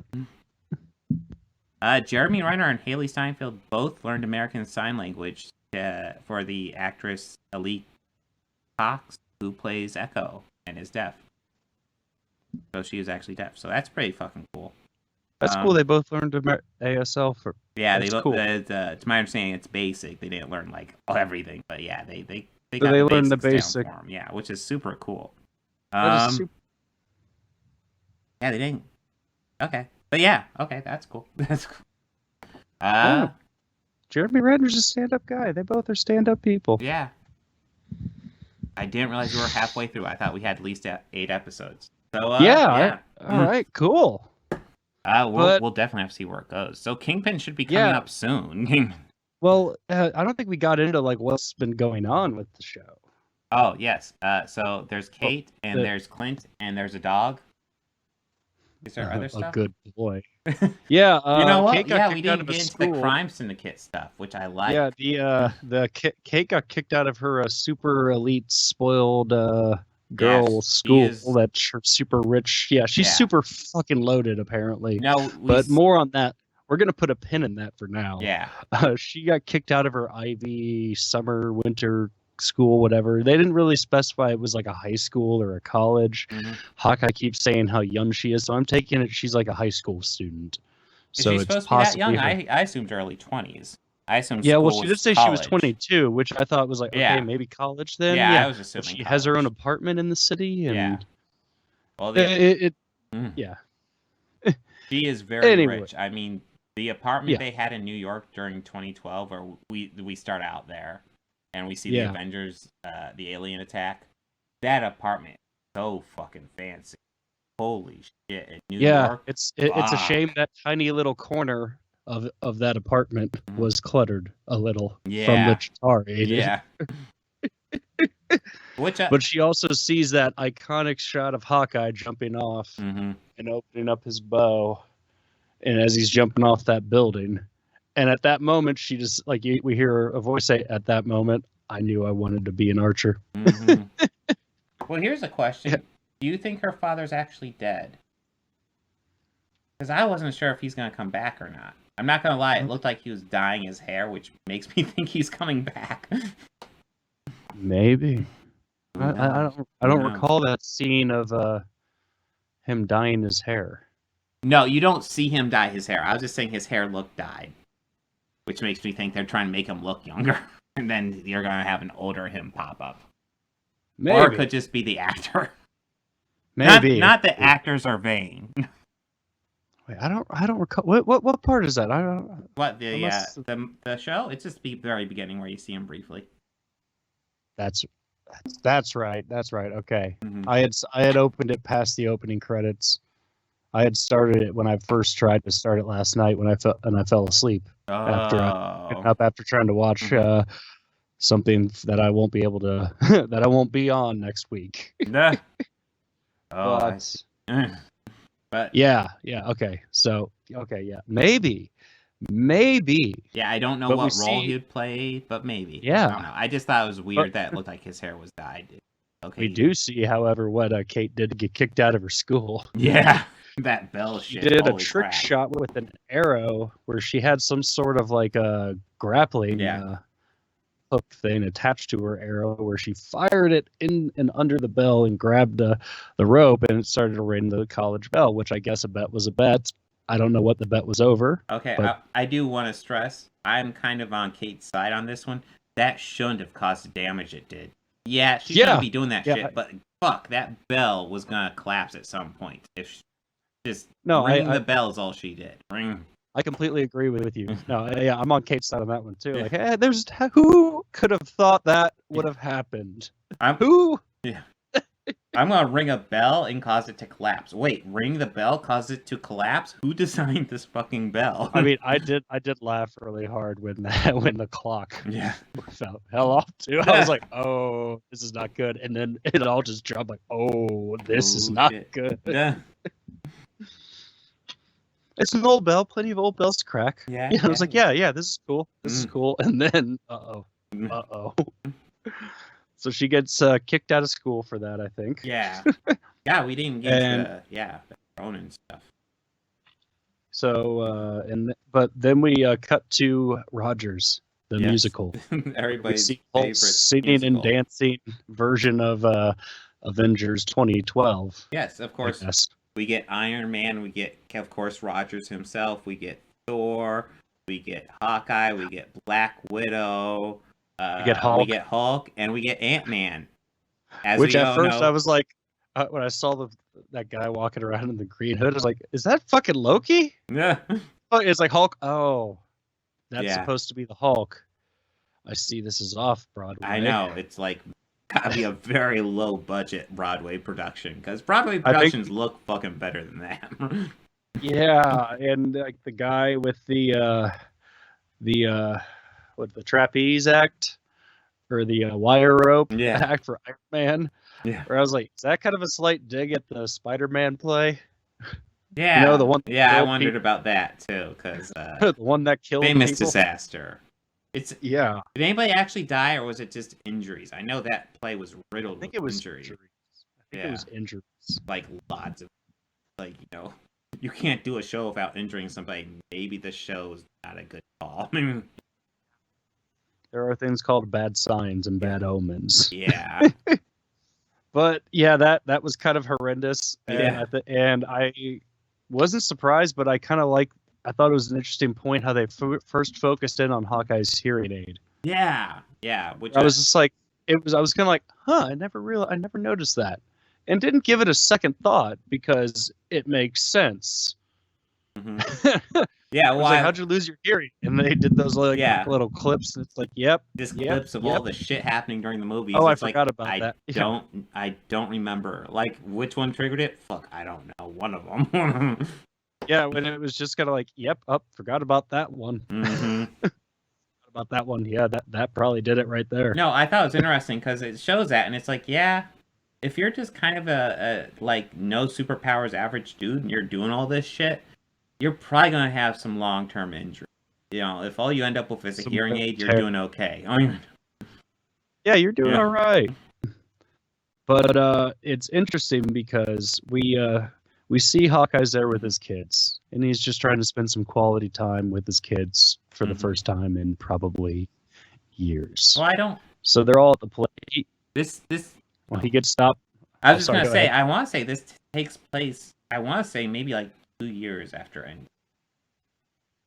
Yeah, I believe so. Like, he's had time for his kids, but yeah, it seems like he's not getting as much as he should. So, and I think, obviously, but he's happy for it. So yeah. But he also said, like, he's retired. Yeah. He doesn't do anything anymore. He's retired. I think he just wanted to have a Christmas in New York with He's kids. only saved the world 3 times. What the fuck? Yeah. Well, he saved the world about twice. Well, I mean, Ultron could have gone better. Well, yeah, but, could have gone worse, too. But, yeah, but that also caused a ripple. A bad one. Yeah. Yeah. But yeah, this was very cool, and it was interesting because you kind of see where his head is at with a lot of where the world is, or the MCU world is at this point. Like, he kind of thought a lot of this was ridiculous. Like, that whole play, he was just ridiculous. Yeah. And he was, as he later mentioned, like, his main job was to not be noticed. Yeah. So he's kind of having a hard time adjusting to just being a normal person.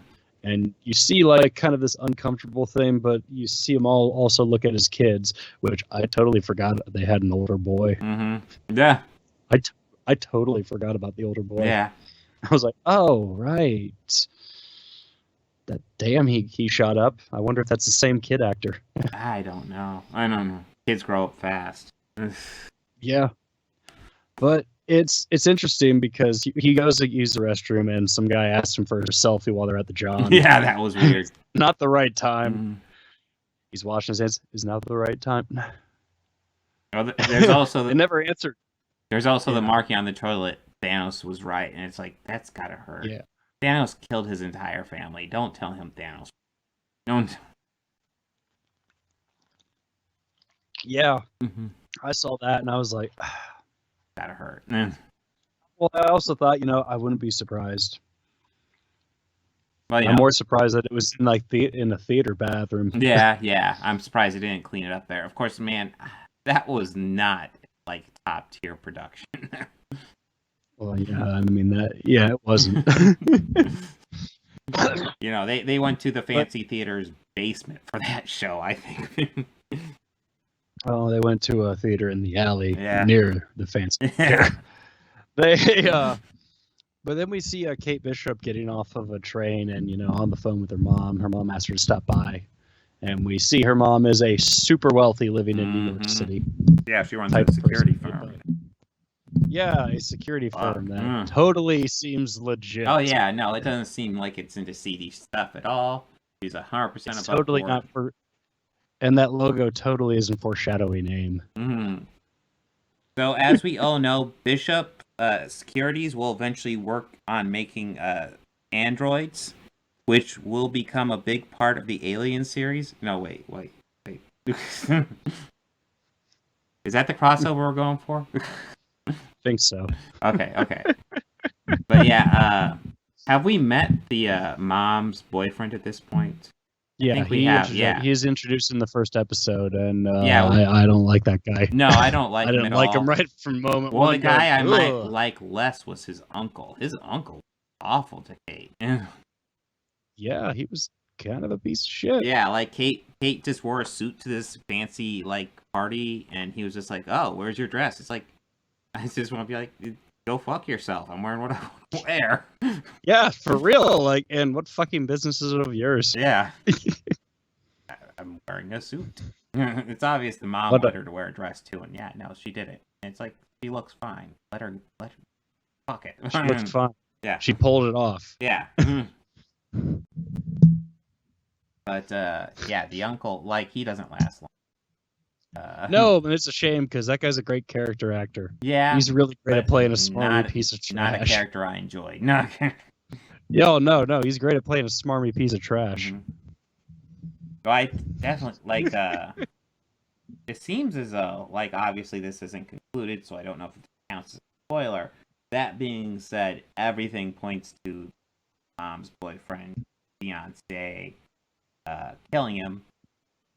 Well, there's a lot of things that happen in order to get to that point. Well, yeah, we have to get to the auction. First, at this party, we find at this super wealthy fundraising thing, where earlier we hear the mother played by Vera Freeman, who I'll admit I didn't care for her as an actress at first, but the more I've seen of her and the more I see her in stuff and the more I watch her roles and everything, I enjoy her. I enjoy her. Like, I like her a lot on screen. I enjoy watching her work. Is it pronounced? And I also Freeman, enjoy. Is that? It's like farm. It's always something I didn't know exactly how to pronounce. Farm. Yeah. Miga. Did I say it wrong? Didn't you say Freeman? I thought you said Vera Yeah. Freeman. Yeah. I It's did. a minor correction. Okay. No. Thank you. But Vera, let's just stick with Vera. Yeah, sure. The mom. The mother, yes. But when that actress plays a bitch like this, I kind of love it. That was the only point I was gonna make. Well, yeah, I think the first time I saw her was she's the love interest in Arden. Yep. And then now she's best known for the Conjuring movie. Yeah, and I actually didn't care for her in The Departed. Well, in Departed, she plays kind of... It's such a stereotypical role anymore. It is. It really was. And I think that's what it's a great movie, though. It's a great movie, yeah. And actually, it's one that made me a fan of Wahlberg. Yeah. He doesn't have a huge role in that movie, but man, he stands out, man. Like that back and forth he has with Baldwin is just brilliant. Yeah. I want to see, like, how much of it did they just free riff? Like, is there just a continuous shot of them just, like, jokingly busting each other's chops? Yeah. Just back and forth. Because it would probably be probably too soon. Oh, yeah, we should watch the very much Baldwin too jokes soon. now. Yeah. We should watch the Baldwin jokes because, it's still something that, they're trying to let the dust settle on it and figure it out. It was a tragedy. That's sucks. That's all we know at this point. It's a tragedy, and a cinematographer was lost. But yeah, speaking of Hawkeye, the basement of this party, there's this auction. This super seedy, evil, rich people. No, auction. these people are all above board. The mom's boyfriend was there, his uncle was there, and they are very much above board, selling Ronin stuff. So. Oh, they were also they were selling shit from Avengers Tower. Yeah, and we don't really know the story behind that yet, and that's definitely one of the mysteries that we need to solve. Like, what the hell else from Avengers? Like, or no, it was the destruction from the Avengers building on the West Coast. Is what I think they said. Well, is that what they said? Because I know they found in the rubble of the Avengers building. I assumed it was Avengers Tower, though. I did too, because it was New York. But I mean, in that story. They even say that Avengers Tower, Tony sold that years ago. Yeah, that's what I was going to say. It was sold. So, who knows? They were still in the they were in the tower for Age of Ultron. It was I'm also when they thinking lost it. Yeah, and I'm also thinking that like this is just kind of related to Hawkeye, but just related to Avengers Tower. I think Reed Richards has bought it, and that's how they're going to introduce the Fantastic Four. How they're going to bring them into this movie universe. I've heard lots of theories. I'm not going to lie. With Echo there, I think Kingpin's a big contender for that too. Yeah, and with Kingpin, I mean, we're just we're a stone's throw from Doctor Doom. Yeah. Oh God, love an MCU Doctor Doom. Please do him justice. I'm so many bad Doctor Dooms. So many. Well, the guy who did the two roles of Doctor Doom, before the space incident, yeah, he was fairly convincing in the role as like just Oh, you talk about Julian McMahon? Yeah. Yeah. I think he's a fine actor. That's not a good Doctor Doom. But not a good Doctor Doom. I think he was a great actor. No, I think I think he could potentially do a good Doctor Doom, but those movies are not well. And it's the same thing for the other movie of the Fantastic Four. The actor who played him, Toby Bell. Toby Bell is great. Yeah. No, like great actor.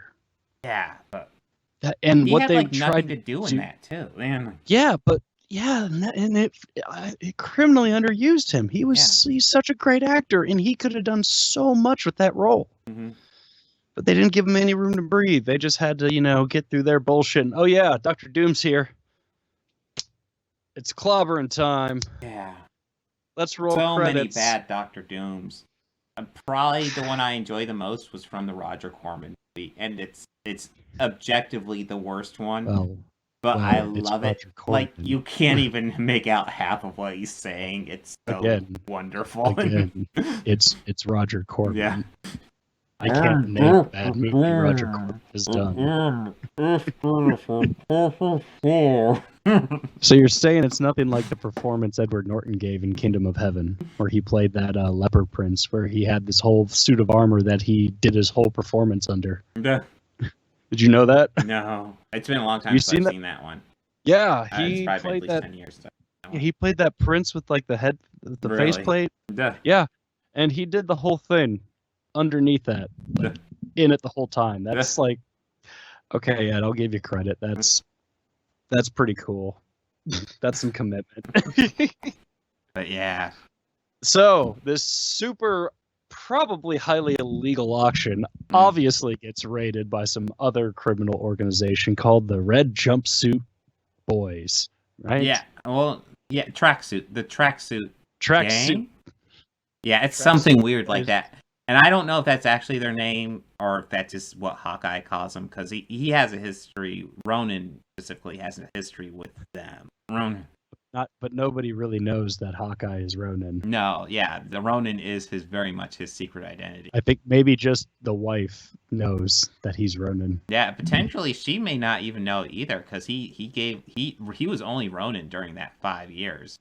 Yeah, and he talks about how Black Widow killed Ronan, which I feel like is true, because I don't think he ever put on that mask after she came to get him in Endgame. Yeah. He didn't, and we don't know what he did with his gear. Mm-hmm. I mean, I know he still had that knife in that battle. I know he had that sword in that battle. Yeah, I saw him fuck some people up with it. Yeah. No, well, for a split second. Yeah, because a lot was happening in that scene. Hey, we're talking about a scene where Spider-Man activates his kill mode. So finally, yeah. Like, oh, I was actually wondering if we'd get to that. It's kill. Finally. But and then, yep, just as I thought it would be. I did I'm not obviously we get to the Ronin gear. Tracksuit squad breaks in, and Kate takes the suit, and I'm kind of amazed. Like, it doesn't fit her, but it fits her better than I expected, if that makes sense. I noticed that the suit fit her more the second go around. Really? No, I didn't notice that. It seemed a little baggy, but I would expect it to be super fucking baggy. It maybe looked like that because it was the shot of her across the street, like in that shot of her sliding across the cars. Yeah, I kind of thought, I was like, wow, that seems like a little bit more snug than it did before. But maybe it's just the shot, the angle.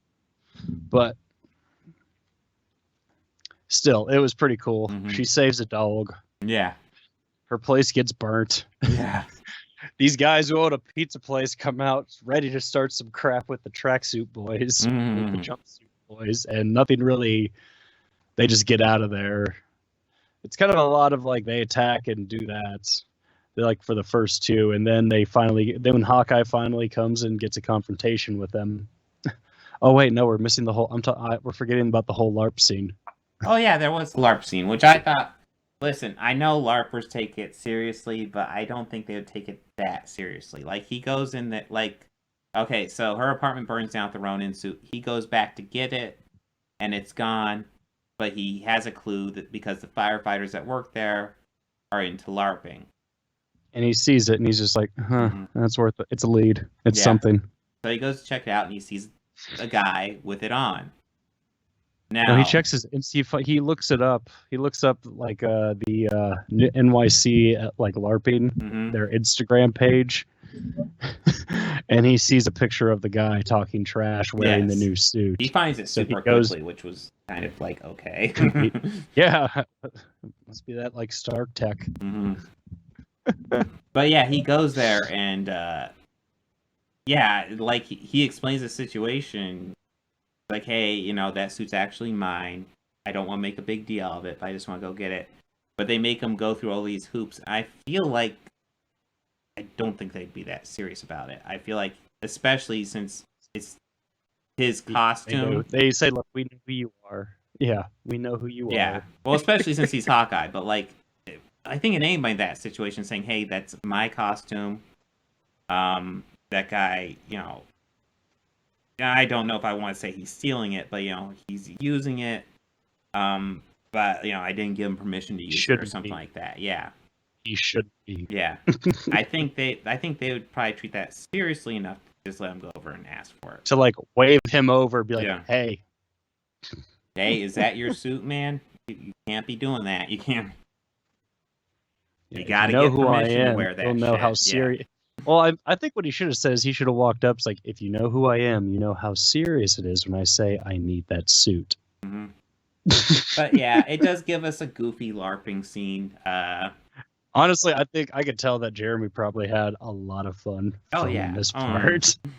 I could see him just like, it's like, you look like you're trying not to bust out laughing this whole time. It's like him just killing people with such ease. Yeah, no, I did like that because there was the rule there was like you get hit like in the chest and you're out. So he gets people attacking him and he's just wiping them out right and left. And it's like, yeah, he probably would. The 360 spin, that was great. Yeah. I'm like, oh. And I go, you fools are attacking him. Like, I'm Hawkeye. What are you doing? Me. Dude, I'm good. Yeah. I'm good. I'm good. You could go right ahead.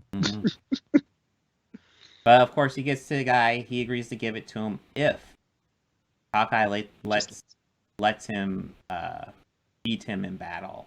So, guy gets to beat Hawkeye 1-on-1. You know what this will be mean to me. All right, man. Whatever. Yeah. I don't care. Like, fine, let's just get it over with. You have to try. Yeah, he just held his head down. Yeah, he was just ready. Okay, let's just do it. All right, cool. But yeah, it goes over fairly well, And yes. Where's I gonna go after that? What happens after? I guess, we get the game. He goes and he confronts and they kidnap him, and they're questioned about Kate Bishop. That's right. He pretends to play it off, and then she busts in. She busts in like he's getting himself all untied and figuring out how to escape. She busts in and gets him recaptured and her captured. Like, great rescue, man. You're killing it. She's still got, a few corners to sharpen, but, work in progress. But this is when we first see Echo. Yeah. A character I really don't know anything about. Like, well, Kate Bishop as well is another character I don't really know anything about. I believe they're newer characters, both of them. Okay. But yeah, I know they've introduced a lot of characters recently, so I'm not like all on board with all of them. That being said, yeah, I do want to see where it goes. Echo gets a little origin story. You do see the hand of someone who's almost certainly Kingpin. It'd be so weird if they did that moment and just have him be nobody. Oh no, that's Uncle Jack. Didn't you know that? Yeah, Whoa. Jack Ryder. Yeah. Jack Ryan. It's gonna be Chris Pine in the MCU. Oh God. Wait, Jack, was it? No, Chris. Yeah, Chris Pine. Goddamn. Okay, so Chris Pine did Jack Ryan in that one movie, and then John Krasinski. Goddamn, there's too many fucking Jack Ryans. Well, there's only one that really matters. Yes, And Alec he's Baldwin. the only. And he's the only one who has 2 films. No, Alec Baldwin only had one. Yeah, and Affleck only had 1 too. No, they like all the ones have one movie except for one. Except for Harrison Ford. Yeah. Yeah. I actually for Harrison Ford I have mixed feelings about because I've read a little bit of it, and the character is definitely more of a bookworm. Yeah, I kind He's of like. very I don't smart know. and savvy. So It's. See, I keep getting them confused whenever I try to think about them. mm-hmm. Like I keep getting parts of them mixed up, but I'm pretty sure I still think Clear and Present Danger is still probably my one. I like that one a little bit more than Patriot Games. Oh, the Jack Ryan movies. For me, Yeah. it's Hunt for Red October. Oh, that one's great. That one's great. But just for the Harrison Ford ones. Well, you only get 2 there, and I think they're both fine. It's been a Yeah, long both- time since I've seen them, though. But Patriot Games also has that great character actor in it. He was the federal agent in the first Mission Impossible movie who Tom Cruise met at that restaurant and he blew up the fish tank. Oh, I can visualize him. I don't know his name. That guy who's always like a fucking prick. Yeah, always an asshole. He's great. But yeah, we get the origin of Echo, who is deaf and missing. I don't know if it's a whole leg or at least part of her I think knee down. right leg. Is that right? Yeah. Yeah, right leg. Yeah. Yeah, her right leg. Yeah. Like I said, I don't know anything about her, but she seems interesting. I'll give her that. Yeah. She does. I do want to see what they do. We got a little bit of origin here. Oh yes, and very important, Ronan killed her father. Yeah. And that is a big deal. Killed a whole upper management of that tracksuit gang. Yeah. So, like, keep in mind, they don't know that Ronan is Clint, but, like, it's not going to go over well if they learn that, which I'm assuming it will come out, because that's part of this series that keeps on getting brought up that no one knows who Ronan was. And I think if Kate hasn't figured it out yet, then she has lots of clues. Like, when her apartment was burning down, she was like, "Oh, we need to grab the suit." And he said, "Don't worry, I'll come back for it." Obviously, he knows something about that suit that it's gonna be fine in a fire. Yeah. You know, he Yeah, obviously. I picked up on that too. Yeah. I picked up on that too. I was like, yeah. That's a pretty big hint that you know more about that than the average person. Yeah. But it could also easily be disguised as like, let's just get out of here and get safe. Yes, it could. Very much. Maybe not worry about it because the fire will take care of it. Mhm. But if that were the case, you think he would say that. Yeah. Yeah, well, obviously it's supposed to be a hint for her to figure it out, and I assume that's why it's written that way. That being said, like, logically, the only thing he would say is, don't worry about it. Like, if you're just... Don't worry about it. Yeah. If you're not trying to give a hint to the audience or her, don't worry about it. No, we need to get people... Get yourself and the dog out of here. Yeah. Get that good boy out of here. Yeah. But yeah, I like halfway through this series. Holy shit! I want to see where it goes. Do you know when new episodes come out? Because I was looking that up. And I do don't. not. I do not. So I don't know. We'll discuss next episode. Yeah. I guess we won't do it next week. We're doing the Christmas special. I guess. Yes. Was there anything you want to talk about before we move on to wrap up? No. Okay. So yeah. So Christmas is coming up. So we got plans. We're going to be doing a special. I'm going to go see Genesis on Wednesday, and George is going with me, and we're going to do a Genesis podcast on Wednesday, and that's going to come out next week as normal podcast. And then the three of us, Bobby, George, and I, are going to come together, and then we're going to do a battle of Christmas carols. We're going to talk about George C. Scott's Christmas Carol, Patrick Stewart's Christmas Carol, Bill Murray's Christmas Carol, also known as Scrooge, and the Muppet Christmas Carol.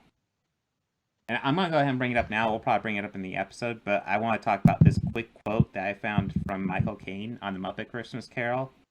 I don't know if you saw it in the notes. Yes. Before production began, Michael Caine told producer and director Brian Henson, I'm gonna play this movie like I'm working with the Shakespeare Company. I will never wink. I will never do anything Muppety. I'm gonna play Scrooge as if it is an utterly dramatic role, and there are no puppets around me. And of course, Henson's response was, "Yes, bang on." Yes. I love that. And it's been a long time since I've seen it, And but it seems familiar. He just plays it as Scrooge. Yeah, he does. And like I rewatched this the first year they launched Disney Plus because the wife and I realized it was on there, and we were like, "Wow, we haven't watched this since we were kids." And we wanted to rewatch it because, well, let's face it, 2020 wasn't that great, and any bit of feel-good nostalgia would warm the heart. So let's face it. But yeah, he did play it very straightforward, and it was very cool. And I even found myself looking online to like behind the scenes making of stuff, like how it was done. And I also found out, I believe this is the first film production they made after Jim's passing. Oh, it might be. Yeah, it wouldn't have been. Well, we'll both live in, I think, a couple years, but like, yeah, they might have been trying to figure out what to do after he passed, because he did pass suddenly, if memory serves. Yeah, and like he was not super old, so there's no reason to think he won't be around. No reason. And I want to say like they did a few shortly after this too. They did like I want to say Treasure Island and Muppets in Space. Mm-hmm. Yeah, and I want to say they tried another series. Yeah, no, the Muppets. They like more recently they did an ABC series.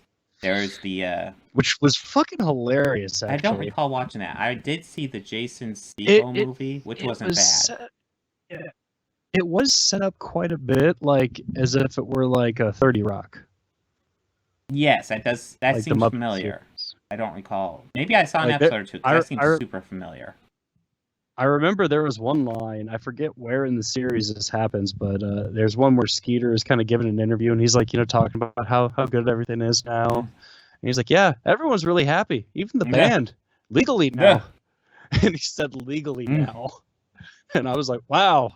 I mean, that's not the first time I've heard a pot joke in a Muppets, but that's funny. All right, so I'm just now putting this together. Okay, so the next few weeks So I'm going to do this live on air, but why not? So on the 13th, George and I'll go ahead and post George and I's Genesis thing.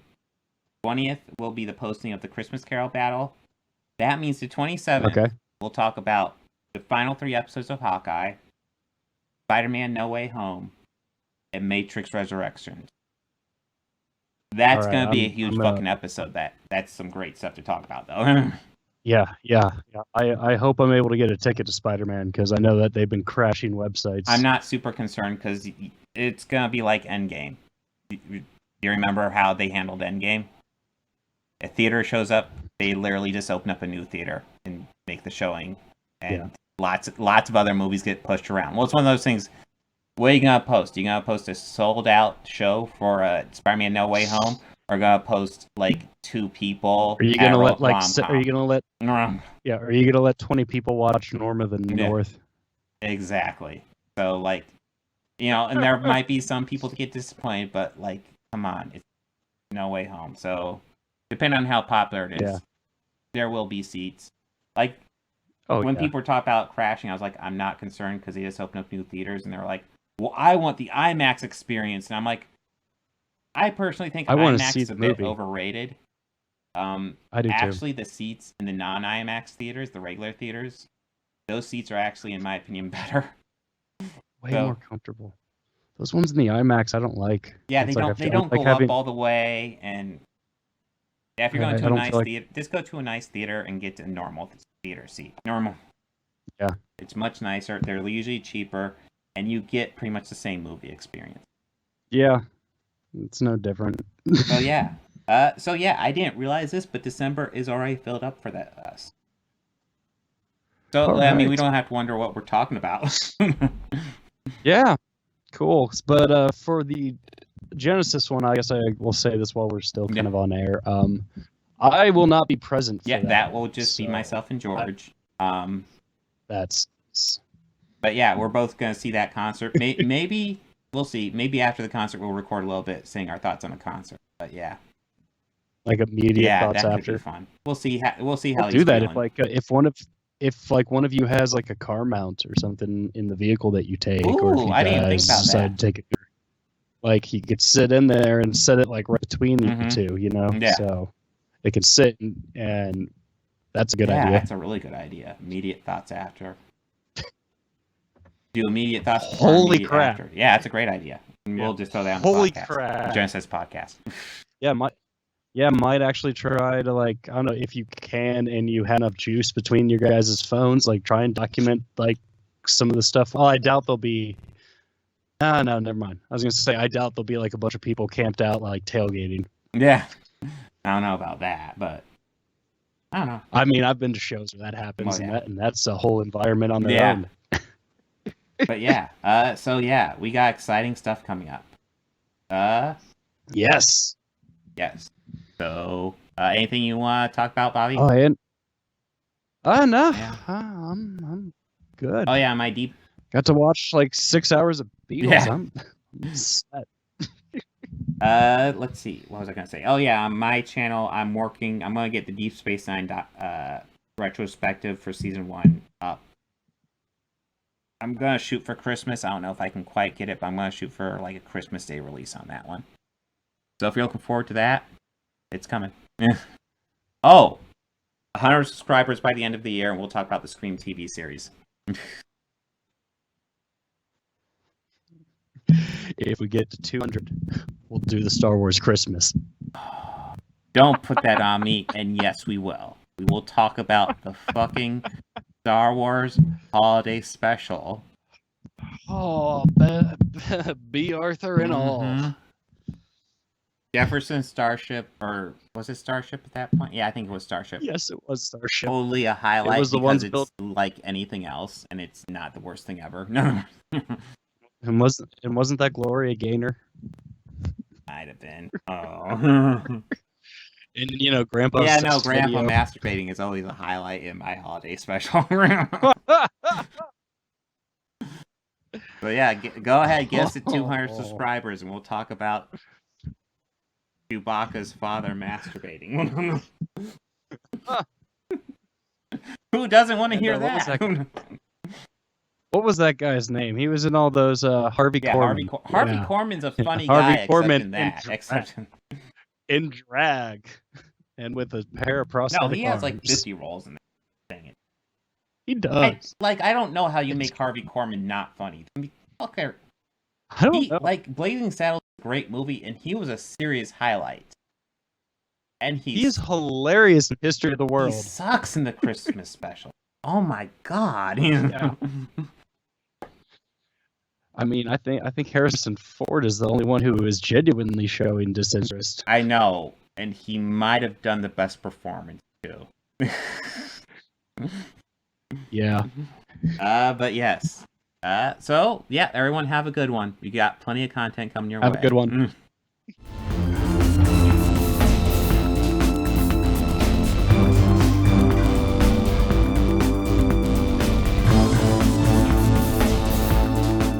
want to go ahead and add some audio credits at the end here. The theme music you're hearing at the beginning and end of this podcast was written and performed by George Johnson, a very good friend of mine. And my current Patreons are Fel Martins, David Lara, and Lindsay Pankhurst. If you'd like to become a patron, go ahead and follow the link down below. Anything you can provide would be incredibly helpful to this channel. We're barely limping by right now. I'd love to make this my full-time job. I'm miles away from that right now. So any help you could provide, just $1 a month would be amazing. You know you want to. All your friends are doing it.